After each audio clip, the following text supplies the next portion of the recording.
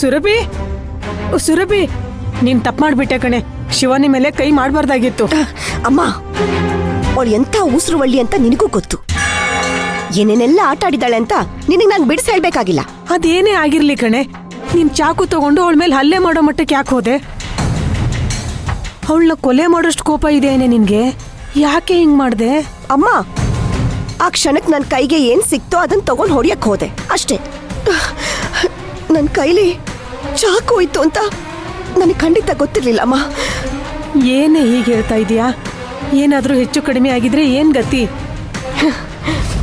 ಹೆಚ್ಚು ಕಡಿಮೆ ಆಗಿದ್ದಿದ್ರು ನನ್ನ ಜೀವನದಲ್ಲಿ ಯಾವ ವ್ಯತ್ಯಾಸನೂ ಆಗ್ತಿರ್ಲಿಲ್ಲ ಬಿಡಮ್ಮ.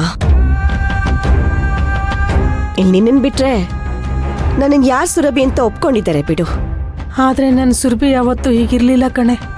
ಅವಳಲ್ಲಿ ಕೋಪ ಇತ್ತು ನಿಜ, ಆದ್ರೆ ಯಾವತ್ತೂ ಯಾರ ಮೇಲೂ ಕೈ ಮಾಡ್ದವಳಲ್ಲ. ಅವಾಗಿದ್ದ ಸುರಭಿನೇ ಬೇರೆಮ್ಮ. ಇವಾಗ ನಾನು ಸತ್ತು ಬದುಕಿದ್ದೀನಿ. ಇವಾಗ ನನ್ನಲ್ಲಿ ಮೊದಲಿನಷ್ಟು ತಾಳ್ಮೆ ಉಳ್ಕೊಂಡಿಲ್ಲಮ್ಮ. ಇಷ್ಟಕ್ಕೂ ಆ ಶಿವಾನಿ ಮಾಡಿರೋದು ಒಂದಾ ಎರಡ? ನನಗೆ ಗೊತ್ತಿಲ್ದ ಹಾಗೆ ನನ್ನ ಬಿಸ್ನೆಸ್ಗೆ ಆರ್ಡರ್ ಕೊಡ್ಸಿದ್ಲು. ನನಗೆ ಸರ ಗಿಫ್ಟ್ ಕೊಡೋ ನೆಪದಲ್ಲಿ ಅವಳು ಸೆಲೆಕ್ಟ್ ಮಾಡಿದ ಸರನ ನನ್ನ ಕೈಯಿಂದನೇ ಸೂರ್ಯಂಗ್ ಹಾಕ್ಸಿದ್ಲು. ಭಾವ ಅನ್ನೋ ಸಲಿಗೆ ತಗೊಂಡು ನನ್ನ ಸೂರ್ಯನ್ ಮಧ್ಯೆ ಹುಳಿ ಹಿಂಡಕ್ ನೋಡಿದ್ಲು. ನನ್ ಮೇಲೆ ಯಾವತ್ತೂ ಕೈ ಮಾಡ್ತಿದ್ದ ಸೂರ್ಯ ಇವತ್ತು ಅವಳಿಂದ ನನ್ ಮೇಲೆ ಕೈ ಮಾಡೋ ಹಾಗಾಯ್ತು. ನನ್ ಸುರಭಿ ಹಾಗಿರ್ಲಿಲ್ಲ ಹೀಗಿರ್ಲಿಲ್ಲ ಅಂತ ಹೇಳ್ತಾ ಇದೆಯಲ್ಲಮ್ಮ. ನಿನ್ನ ಅಳಿಯಾನು ಬದ್ಲಾಗ್ತಾ ಇದ್ದಾನೆ ಅಂತ ನಿನಗೆ ಗೊತ್ತಾಗ್ತಾ ಇಲ್ವಾ? ನಿನಗೆ ಪ್ರತಿಯೊಂದು ನೆನಪಿದೆ ಕಣೆ. ಪ್ರತಿ ಸಲನೂ ನಿನ್ನಿಂದ ಹಳೇದನ್ನ ಕೇಳಿದಾಗ ನನಗೆ ಆಶ್ಚರ್ಯ ಆಗುತ್ತೆ ಕಣೆ. ನಿನಗೆ ಯಾಕಿಂತ ಪರಿಸ್ಥಿತಿ ಬಂತು ಅಂತ ನನಗೆ ಗೊತ್ತಿಲ್ಲ. ನೋಡು, ನಿನ್ನ ತಾಯಿಯಾಗಿ ನಿನ್ನ ಮೇಲಿನ ಕಾಳಜಿಯಿಂದ ಹೇಳ್ತಾ ಇದ್ದೀನಿ. ಸ್ವಲ್ಪ ದಿನದ ಮಟ್ಟಿಗೆ ಆ ಶಿವಾನಿಯಿಂದ ದೂರ ಇತ್ತು ಬಿಡಮ್ಮ, ಅದೇ ಎಲ್ರಿಗೂ ಒಳ್ಳೇದು. ಅವಳು ಮಾಡೋದನ್ನೆಲ್ಲ ನೋಡ್ಕೊಂಡು ನಾನು ಕೈ ಕಟ್ಕೊಂಡು ಸುಮ್ಮನೆ ಕೂತಿರ್ಬೇಕು ಅಂದ್ರೆ ಅವಳು ಈ ಮನೆಗೆ ಬರ್ದೇ ಇರೋ ಹಾಗೆ ನೋಡ್ಕೋಬೇಕು. ಅದ್ ನಿನ್ ಕೈಲಾಗತ್ತಾ? ನಾನೇನೇ ಮಾಡ್ಲಿ? ನಮ್ಮ ಮನೆ ವಿಚಾರದಲ್ಲಿ ಮೂಗ್ ತೂರ್ಸ್ಬೇಡ ಅಂತ 1000 ಸಲ ಹೇಳಿದೀನಿ ಅವಳಿಗೆ. ನಾಚಿಕೆ ಮಾನ ಮರ್ಯಾದೆ ಇಲ್ದೆ ಮತ್ತೆ ಮತ್ತೆ ಬರ್ತಾಳೆ. ಯಾಕೆ ಹೇಳು? ನಿನ್ ಮಾತಿಗೆ ಅವಳು ತಲೆನೇ ಕೆಡಿಸ್ಕೊಳ್ಳಲ್ಲ. ಇದೇ ಮಾತನ್ನ ಸೂರ್ಯ ಏನಾದ್ರೂ ಹೇಳಿದಿದ್ರೆ ಅವಳು ಈ ಕಡೆ ತಲೆನೂ ಹಾಕ್ತಿರ್ಲಿಲ್ಲ, ಗೊತ್ತಾ?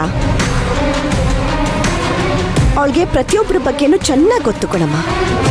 ಯಾವ ಪರಿಸ್ಥಿತಿಗೆ ಹೇಗೆ ರಿಯಾಕ್ಟ್ ಮಾಡಬೇಕು, ಯಾರ ಜೊತೆ ಹೇಗೆ ನಡ್ಕೋಬೇಕು, ಪ್ರತಿಯೊಂದನ್ನು ಚೆನ್ನಾಗಿ ಕ್ಯಾಲ್ಕುಲೇಟ್ ಮಾಡ್ಕೊಂಡೇ ಬರ್ತಾಳೆ. ಅಮ್ಮ, ಅವಳು ಈ ಊರಿಗೆ ಬಂದ್ ಕೂಡ್ಲೆ ಮಾಡಿದ ಮೊದಲನೇ ಕೆಲಸ ಏನ್ ಹೇಳು? ಅಷ್ಟು ಬೇಗ ಮರ್ತ್ಬಿಟ್ಯೇನಮ್ಮ? ಸೂರ್ಯನ್ಗೆ ಪಟ್ಟಾಭಿಷೇಕ ನಡೀತಾ ಇತ್ತು. ಎಷ್ಟೋ ವರ್ಷದಿಂದ ಮನೆಯಿಂದ ದೂರ ಇದ್ದಿದ್ದವಳು ನೇರವಾಗಿ ಮನೆಗೆ ಹೋಗೋದ್ ಬಿಟ್ಟು ದೇವಸ್ಥಾನಕ್ಕೆ ಸೂರ್ಯನ್ ಪಟ್ಟಾಭಿಷೇಕಕ್ಕೆ ಬಂದ್ಲು. ಅವಳು ಇಲ್ಲಿಗೆ ಬಂದ್ಮೇಲೆ ಏನ್ ಬದಲಾಗಿಲ್ಲಮ್ಮ. ಊರಿಗೆ ಬರೋದಕ್ಕಿಂತ ಮುಂಚೆನೆ ಎಲ್ಲ ಪ್ರಿಪೇರ್ ಆಗೇ ಬಂದಿದ್ದಾಳೆ. ನಮಗವಳವಾಗ ಮಾಡ್ತಾ ಇದ್ದಿದ್ದು ನಮಗೋಸ್ಕರ ಅಂತ ಅನ್ನಿಸ್ತಾ ಇತ್ತು. ಆದ್ರೆ ಈಗ ಅವಳ ಬಂಡವಾಳ ಏನು ಅಂತ ಗೊತ್ತಾಗ್ತಾ ಇದೆ ಅಷ್ಟೆ. ನೋಡಮ್ಮ, ಯಾರ್ ನನ್ನ ಒಪ್ಕೊಳ್ಳಿ ಬಿಡ್ಲಿ, ನನ್ನ ದೇಹದಲ್ಲಿ ಕೊನೆ ಉಸಿರಿರೋವರೆಗೂ ಆ ಶಿವಾನಿ ಮನೆಯಲ್ಲಿ ರಾಜಭಾರ ಮಾಡೋದಕ್ಕೆ ನಾನ್ ಬಿಡಲ್ಲ. ನನ್ನ ಸೂರ್ಯನ ಯಾವತ್ತೂ ಅವಳಿಗೆ ಬಿಟ್ಟು ಕೊಡಲ್ಲ. ನೀನ್ ಹೇಳೋದೆಲ್ಲ ಸರಿ ಇದೆ ಕಣೆ, ಆದ್ರೆ ನೀನು ಕೋಪದ ಕೈಗೆ ಬುದ್ಧಿ ಕೊಟ್ಟು ನಿನ್ನ ಹೆಸರನ್ನ ನೀನೇ ಹಾಳು ಮಾಡ್ಕೋತಾ ಇದೀಯಾ. ನಿನ್ನ ಸೂರ್ಯನಿಂದ ಇನ್ನೂ ದೂರ ಹೋಗ್ತಾ ಇದೀಯಾ. ಅವಳು ಹೇಗೆ ತಾಳ್ಮೆಯಿಂದ ಅವಳ ಕೆಲಸನ ಮಾಡಿಸ್ಕೋತಾಳೋ ನೀನು ಹಾಗೆ ಸ್ವಲ್ಪ ಬುದ್ಧಿ ಉಪಯೋಗಿಸ್ಬೇಕು ಕಣೆ. ಅವಳಿಗೆ ಹೇಗ್ ಮಟ್ಟ ಹಾಕ್ಬೇಕು ಅಂತ ನನಗೆ ಗೊತ್ತಮ್ಮ. ಅವಳು ಬರೀ ನಾಗವಂಶದವಳು, ಆದ್ರೆ ನಾನು ಸೂರ್ಯವಂಶದ ಸೊಸೆ. ನನಗೆ ನಾಗವಂಶದವ್ರ ಹಠನೂ ಇದೆ, ಸೂರ್ಯವಂಶದವ್ರ ಗತ್ತೂ ಇದೆ.